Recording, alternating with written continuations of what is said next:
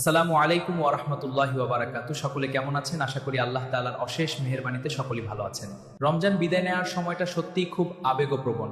যে মাসটি আমাদের ঘরে বরকত আর মনে প্রশান্তি নিয়ে এসেছিল, এখন তার শেষ মুহূর্তগুলো আমাদের মনে এক ধরনের শূন্যতা তৈরি করে দেয়। রহমতের ছায়া সরে যাচ্ছে। দেখতে দেখতে রহমত, মাগফিরাত আর নাজাতের দিনগুলো শেষ হয়ে এলো।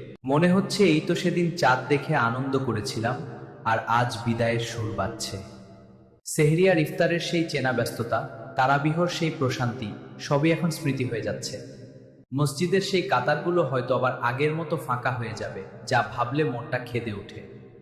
পুরো মাস জুড়ে কতটুকু ইবাদত করতে পারলাম, কতটা গুনাহ মাফ করাতে পারলাম, এই চিন্তাটি বারবার মনে আসছে। ইস, যদি আর একটু বেশি সময় পেতাম, আর একটু বেশি ক্ষমা চেয়ে নিতে পারতাম। আগামী বছর আবার এই পবিত্র মাসের দেখা পাবো কি না, সেই চিন্তাটাই সবচেয়ে বেশি হয়। এই রমজানই হয়তো কারো জন্য জীবনের শেষ রমজান ছিল। আমাদের ভুল ত্রুটিগুলো ক্ষমা করে দিয়ে আমাদের ইবাদতগুলো কবুল করে নাও। হে আল্লাহ, আপনি আগামী বছর আবারও আমাদেরকে সুস্থ শরীরে এই পবিত্র মাহে রমজান আমাদের জীবনে ফিরিয়ে দিন।